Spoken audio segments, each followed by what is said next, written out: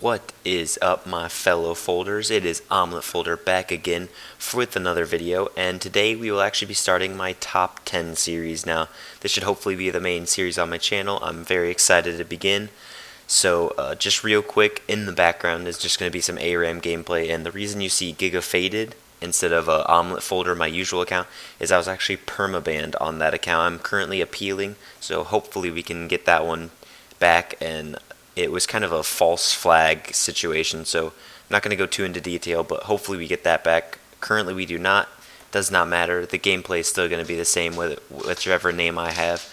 So let's just continue on with the video, and let's get right into the top 10, which is going to be my top 10 favorite champions in League of Legends.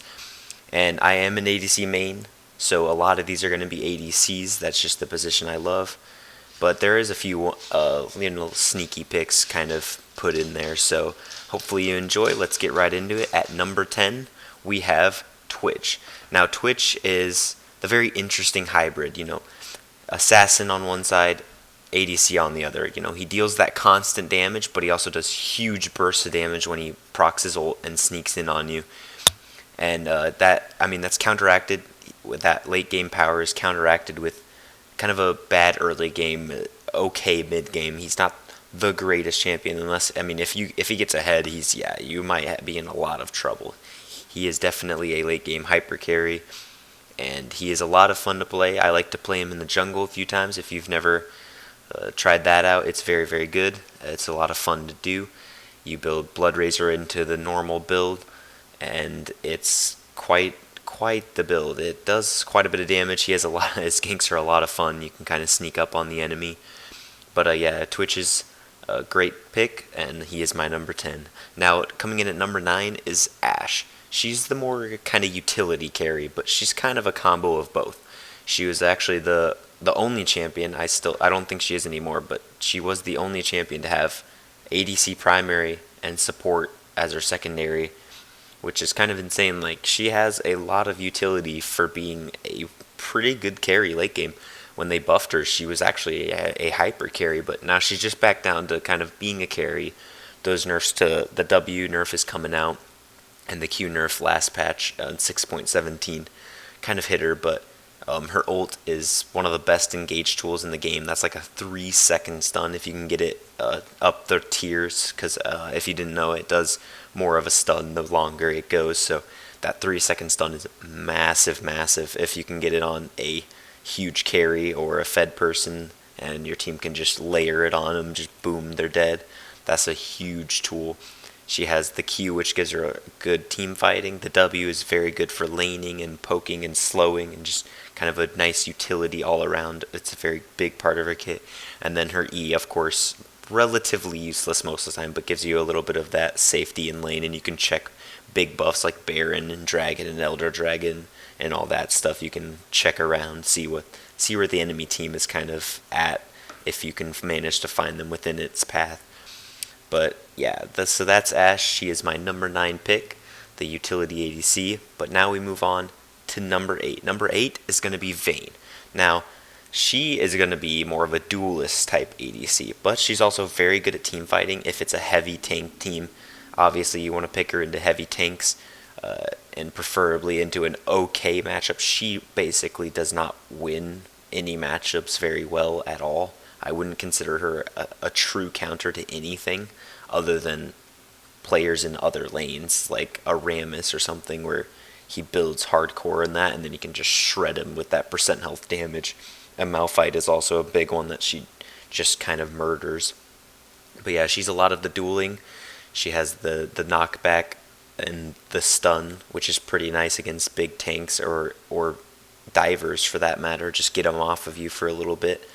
And she also has, the tumble, the auto reset, and her ult giving her damage, and the invisible Q, and the movement speed when chasing people. And then you have her bread and butter, the W, just auto attacking. Just build some attack speed, a little bit of damage, a small bit of on hit with that Bork first item generally, and you'll be smashing the tanks on the enemy team, just destroying them, and still dealing quite a bit of damage with just regular auto attacks to the squishy. So she's a very good late game carry, but gets murdered in the early game. And that'll be my number 8, Vayne, the kind of dueler ADC. Now, moving on to number 7 is actually going to be a counter to Vayne, Caitlyn. Now, Caitlyn, I like Caitlyn a little bit more because of her teamfight presence. I like a teamfighting lane, and I also like to dominate lane. I was in a lower elo, Silver 3 was where I was at, and she's very good for that. She's very good lane dominant, win lane, and then kind of carry it over, survive mid game, and then you can go back to your carrying ways in late game with Caitlyn. Her trap damage, her E kind of as a little bit as an escape. You can also use it for some damage or to chase. And you also have her ultimate, which is a nice little execute if you can get it off on someone. It generally gets blocked, but you can always style on them a little bit, give them a little bit of that style point kill. And then you have your Q, which does massive damage in lane if you can hit them before the minions. If you can get it on the first hit on a champion, it does quite a bit of damage if you rush the BF sword and then into Runans for the team fighting later on. But that Q does a lot of damage. I would suggest building a little bit of damage and then going into that Runan so that your Q can just murder people. It's pretty insane. But that will bring us on to number 6. Now, number 6 is going to be Xerath, and he is a little bit dear to my heart. He is my first main, and still definitely a champion I like to play from time to time. He's definitely off meta almost always. There's almost really never a time that Xerath is a huge good pick, because while being immobile and doing a ton of damage, he's just not as useful as other mages that are kind of in that same range, like Victor or something like that, that they're not very mobile, but Victor just provides a little bit more for the team. But Xerath is definitely a good option. He has a lot more range than Victor, and his EWQ combo can basically burst anyone, and if they manage to survive that with a little bit of health, you have your execute ultimate, which has 3 to 4 shots, and just try to hit him. It's very, very hard. One of the harder skill shots in the game, in my opinion, but still a lot of fun. It's a lot of fun to try to hit him, play a little game with them of back and forth. You can also use it to zone them right into your team while they're trying to dodge it, so that's always an option as well.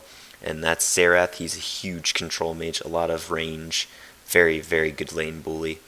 But coming in at number 5 to start off the top 5, we have Kog'Maw, and he does not need a lot of explaining. He just does damage. He just destroys team fights. He is one of the best ADCs at team fighting. He has a very bad early game, doesn't really do much. You just get your on-hit items one by one. You just become super, super strong. I would suggest trying him in the jungle. That Blood Razor is broken on him. Very, very, very strong. Must try. It's kind of insane how much that Blood Razor does for him, and it makes him a massive carry. Just hit your Q on a tank, hopefully, and then just go at him. Use your E to slow him, maybe, or execute them with your ultimate later on.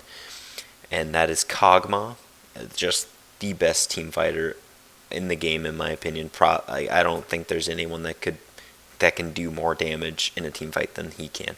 But moving on to number 4 is going to be my favorite mid laner, actually, Azir. Now, Azir is a lot of fun. He is a little bit overloaded, so Riot probably has a little bit of a hard time dealing with him, but he's a lot of fun. He has his dash with his QE, his Shurima Shuffle, as you could call it.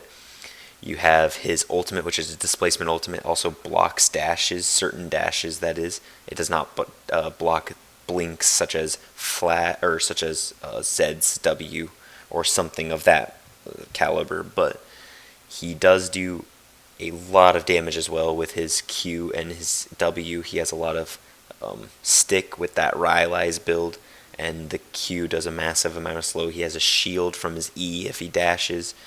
I mean, he just is very overloaded and a lot of fun to play as well.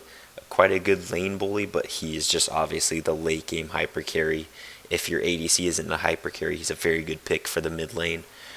I would suggest trying him out. He's very hard to learn though, so be ready. You have to put a lot of time into this guy. I had him like level 7 with like 70k mastery points, and I'm still not even that good. I couldn't even do Shurima Shuffle perfectly in any aspect of the word. But moving on to number 3 is going to be Udyr. Now, Udyr is definitely my favorite jungler. He's a very interesting type. He's not the mechanical, like, champion like Azir or something like that. He's more of the build path. He just has very interesting builds that allow him to do a lot of different stuff. He can go the tanky Cinderhulk Triforce and then into kind of the tankier items with when he builds Phoenix, or you can do the AP build where he also goes Phoenix, but he goes AP items, Nashor's Tooth, Lichbane, and Runic Echoes, and then kind of a tankier build after that, and that does a lot of damage early on. Or you can go with the new favorite right now is the Fervor build, as it's been dubbed. You take Fervor, you go Tiger Stance, and you build the Blood Razor into Triforce into more of a tanky build. The tank can just kind of depends on the game. Usually on the AP one, you're going to want to build like a Ohm Wrecker or a ZZ Rot Portal, something like that. Give you that speed boost. It's all about speed with the AP one. Just run up on someone, burst them down, take off running the other direction. It's a very fun build. I really like that one a lot. But moving on to number 2 is going to be Jinx. She is probably the most fun team fighting ADC. She's a very interesting type of champion. She's very good at team fighting. Very, very bad at 1v1s. She has basically no escape. She has her traps, which takes like a whole second, something like that, to just open up to be able to trap people. And even then, it's a very small snare. It's only really good in lane, trying to catch someone just long enough, so your support can maybe layer some CC on them. Your zap is relatively useless other than a pretty large slow, and it's kind of semi-execute along with your ultimate. Your ultimate's a very, very good execute, maybe the best in the game. Extremely strong, got a buff even, I think 6.16, 6.17, one of those two.